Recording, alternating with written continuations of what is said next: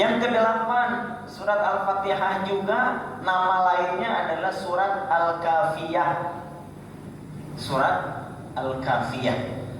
Kenapa dinamakan Al-Kafiyah? Kafiyah itu mencukupkan, mencukupi. Kenapa dinamakan Al-Kafiyah? Karena surat Al-Fatihah ini mencukupkan dia dari yang lain. Yang kesembilan, surat Al-Fatihah dinamakan juga surat Al-Asas. Al-Asas, asas ini udah jadi bahasa Indonesia. Asas artinya fondasi, ya.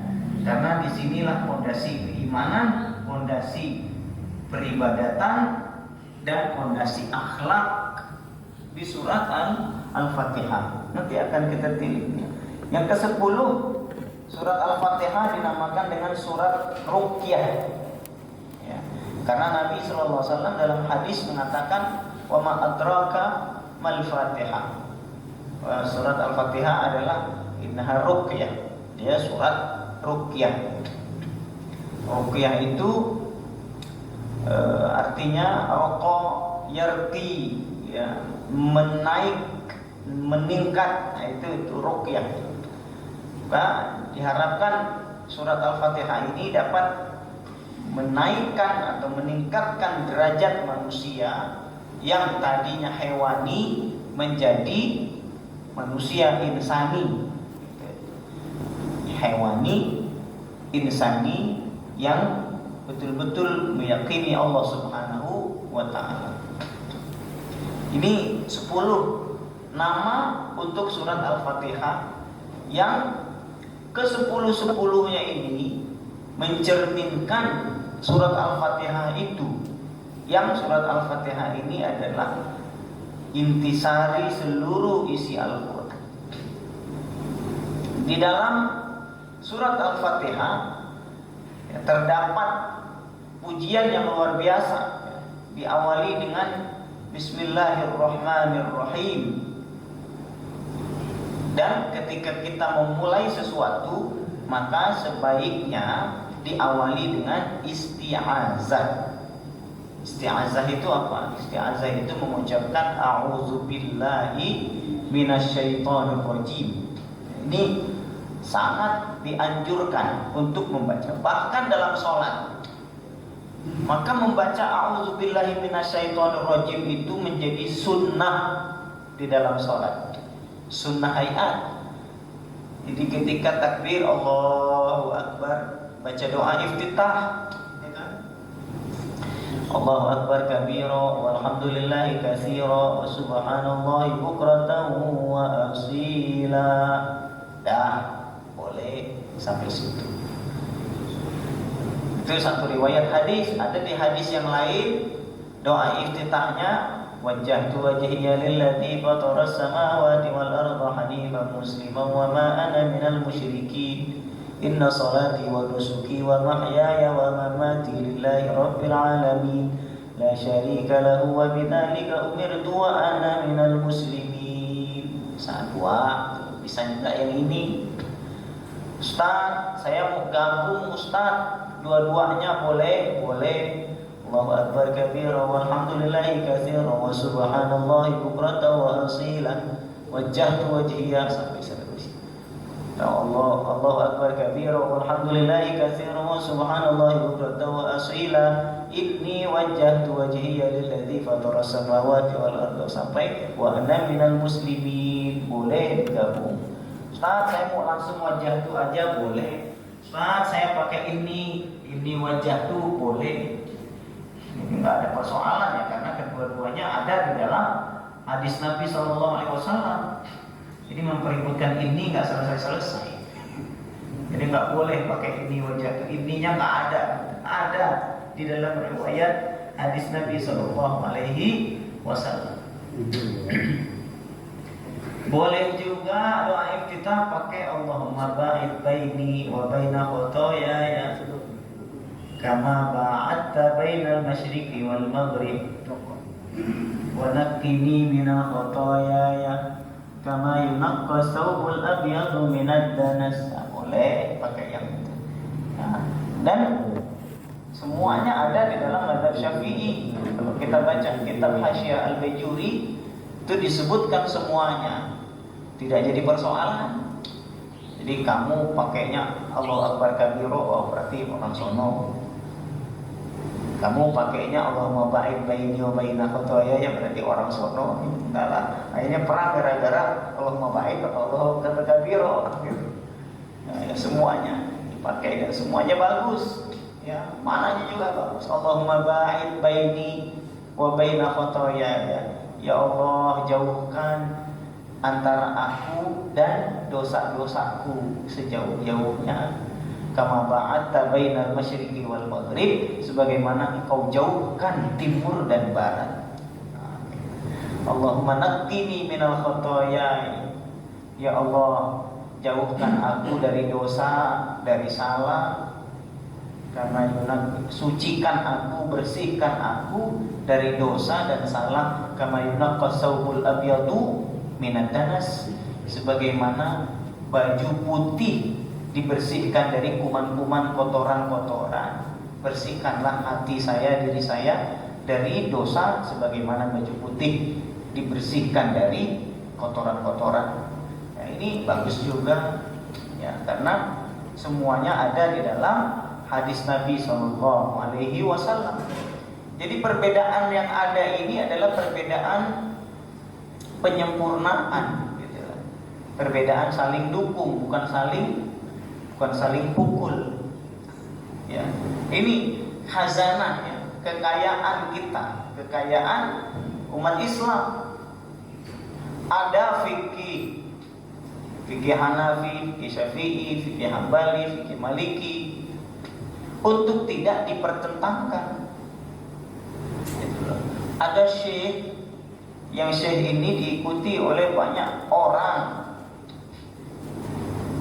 mengatakan buang fikih itu, bakar aja itu kitab-kitab fikih itu. Kita langsung kembali ke Quran dan Sunnah. Nah, ini repot nih yang begini. Kemudian bertanya, mau pilih Nabi apa pilih Imam Syafi'i? Pertanyaannya pun dari awal sudah salah. Mau pilih Nabi apa pilih Imam Syafi'i? Mau pilih Nabi apa pilih ulama? Kan gitu. Ini yang menjadi persoalan ini. Ya. Kalau masyarakat awam ditanya, ya jawabannya pasti pilih Nabi. Kalau pilih Nabi, buang Imam Syafi'i. Kan gitu kan? Ya. Nah, ini menyesatkan yang model begini nih. Iya. Ini perlu hati-hati betul. Kembali ke Al-Quran dan Sunnah, semua kita kembali ke Al-Quran dan Sunnah. Tetapi bedanya, kita kembali ke Al-Quran dan Sunnah sesuai dengan pemahaman ulama umat. Maka ada kitab-kitab tafsir, hadis-hadis Nabi, maka ada syarah-syarah hadis, ada kitab-kitab fikih. Semuanya itu kembali kepada Al-Quran dan Sunnah.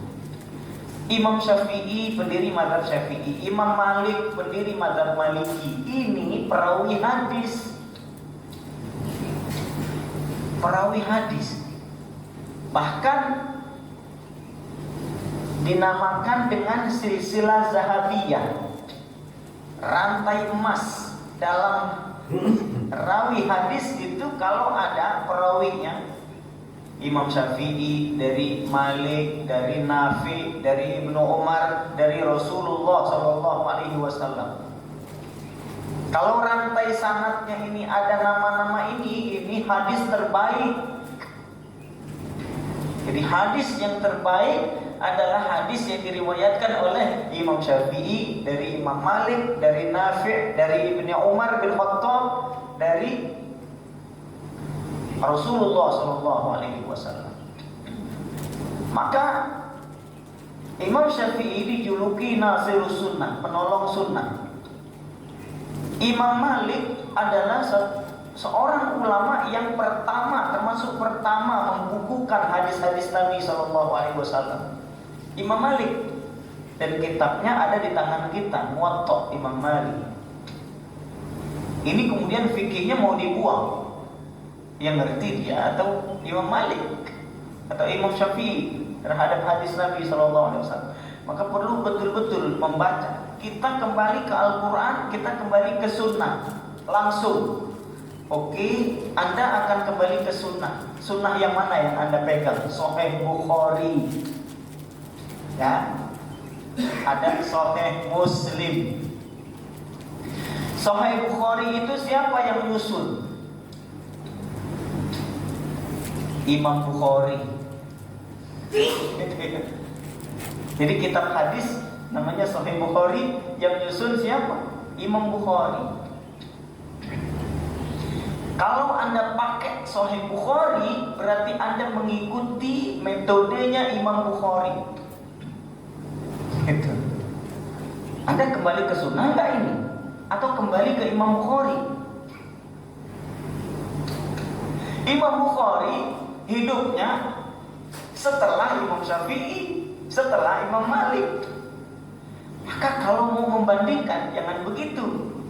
Pilih Imam Bukhari atau pilih Imam Syafi'i, bolehlah. Pilih Imam Malik atau pilih Imam Syafi'i, bolehlah. Pertanyaannya oke. Tapi kalau pilih Nabi atau pilih Imam Syafi'i, ini dari awal pertanyaannya sudah salah. Gitu. Dampaknya apa dari sini? Dampaknya adalah pembuangan fikih dan pendapat-pendapat ijtihad para ulama. Akan kesana muaranya. Maka dipertanyakan begitu, kembali ke Al-Quran dan Sunnah. Kita kembali ke Al-Quran dan Sunnah melalui perantaraan ulama umat. Maka kitab-kitab fikih ini sebenarnya adalah hasil dari pemahaman Al-Quran dan Sunnah. Coba bisa bayangkan Bapak Ibu sekalian, kalau dia langsung kembali ke Al-Quran dan Sunnah. Coba Anda buka kitab hadis Sahih Bukhari dan lakukan sholat sesuai yang Anda baca di kitab Sunnah Sahih Bukhari. Coba praktekkan sholatnya di depan saya. Karena mau langsung kembali ke Sunnah nih.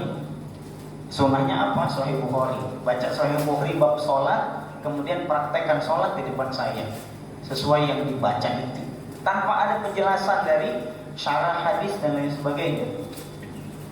Dia akan pening kepalanya. Karena di Sahih Bukhari i'tidalnya cepat, karena rukun yang cepat. Ada juga lama i'tidal itu.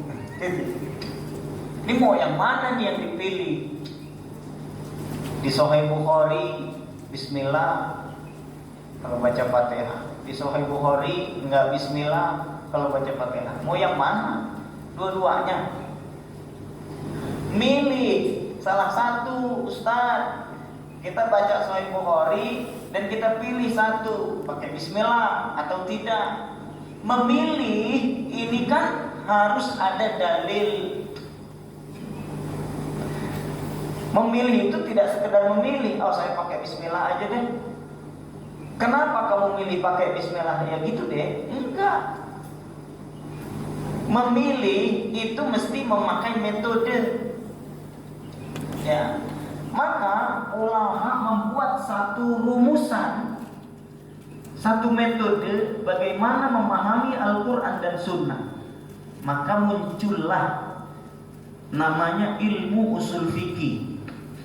Ilmu usul fikih ini ilmu untuk memahami Al-Quran dan Sunnah.